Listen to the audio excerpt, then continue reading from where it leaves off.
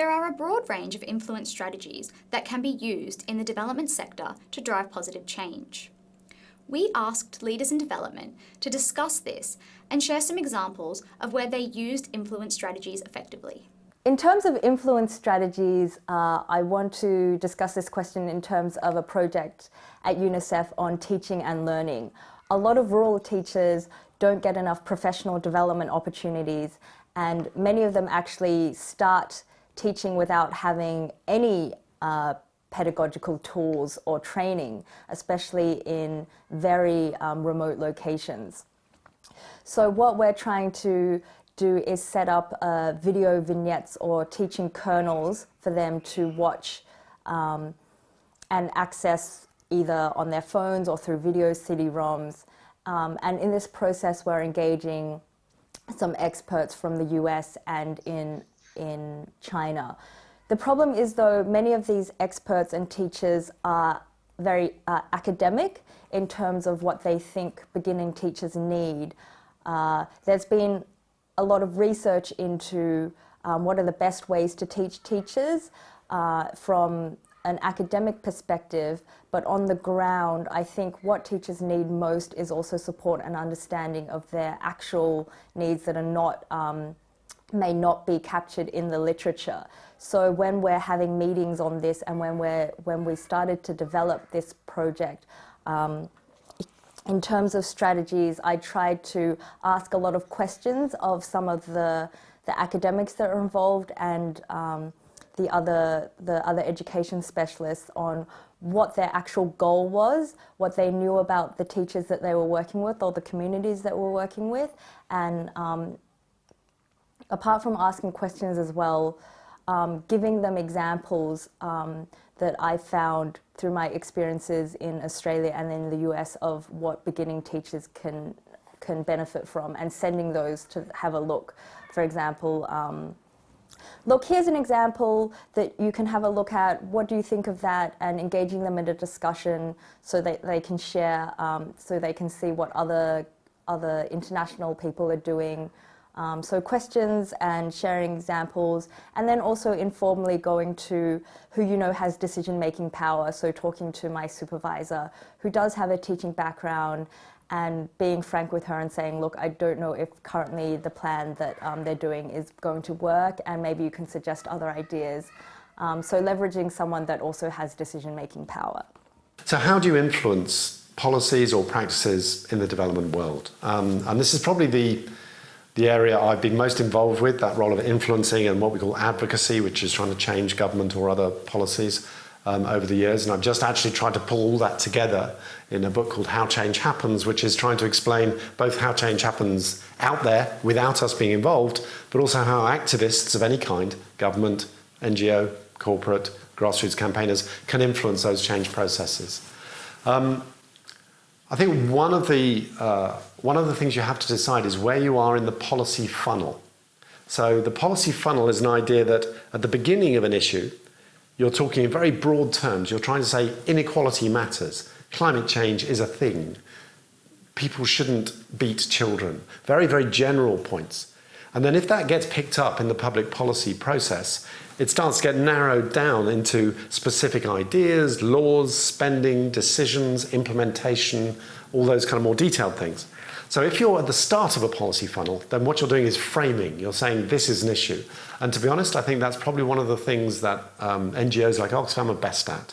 So one of the things I did ages ago was calculate that every European cow, a cow in the EU, gets a subsidy of $2.60, I think last time we looked, per day from the Common Agricultural Policy, right? Which is more than half the world's people earn.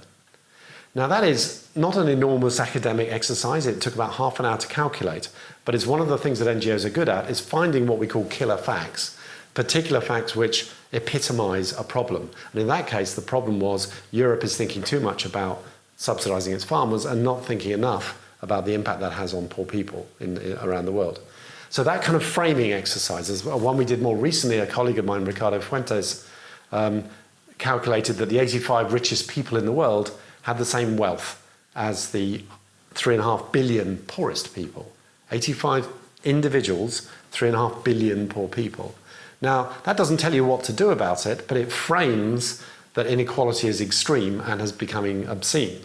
And that became very influential in terms of how people talk about inequality and growth and the distribution of the benefits of growth. So that's one thing that I think NGOs do well. The other thing we do a lot of, I think, is trying to correct imbalances of power. So in negotiations of different kinds, whether it's farmers with big companies or poor countries with rich countries in trade negotiations, there are huge imbalances of power. So if the NGOs can get on the side of the little guy and actually support people who are less powerful in these negotiation processes, we get fairer outcomes. So I think there's various ways that you tackle these things, but above all, what you have to do is be really smart and understand the system, study the system.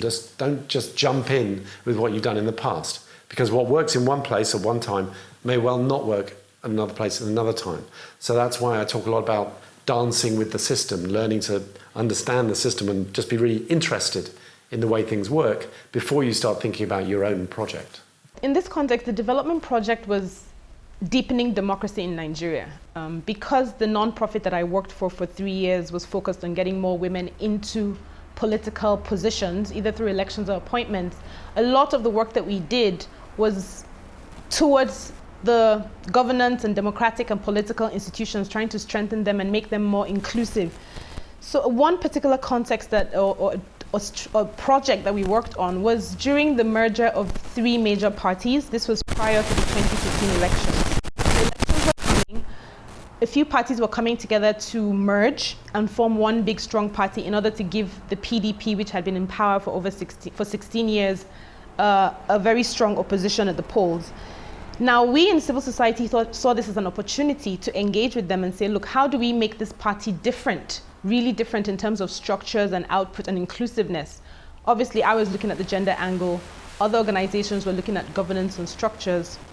And so we put together a coalition. So again, it speaks to the structural framework for dealing with issues. We put together a coalition of civil society and said, you bring different things to the table. Let's draft a document. Let's draft a constitution for a party and share it with these people. So we did that. So there was a lot of sitting down, researching, looking at other parties across the country and across the Commonwealth, because again, even though we practice the presidential system, a lot of our frameworks are built on the British, who were colonial rulers at one point. So we looked at the Labour Party and the Conservative Party and put together what we thought was a fairly decent constitution. We managed to lobby people within the parties who were also interested in doing things differently. So the coalition was not just civil society, it also included politicians and people within these 3 parties coming together. And we got a platform to speak with them for a few days, a sort of retreat, where we went through all the different provisions that we'd put together, why they were different from the existing norm, why they were of benefit, what it would do for women, young people. We used a lot of data, and we tried to frame the issue as one of differentiation. Again, at this time, the APC hadn't been formed, but we already knew that Nigerians wanted a change, which change eventually became their slogan during the campaign. But we said, we sold the idea of this constitution as one that will differentiate them from PDP. And so we lobbied and we presented. But in the end of the day, despite having all these strategies in place and implementing quite successfully, because we actually did get them in the room, we did have the conversations, we had the debates, there was some pushback on some of the provisions. In the end, they chose to go with the constitution that was pretty much the norm in Nigeria, which says they'll give women 30% of positions, but there's no bite to it. It's not mandatory. It's at the discretion of the party. So in the end, many of the suggestions that we made, even in terms of party discipline of members and things like that, how to control membership, all those things weren't taken. But it wasn't. We successfully presented our case, but we didn't succeed in terms of getting what we wanted. At least that framework for engagement exists, and we can keep using it. There's a sense that there will be more parties formed in the near future, and maybe this constitution, ideal constitution for a party that we have, will be useful then.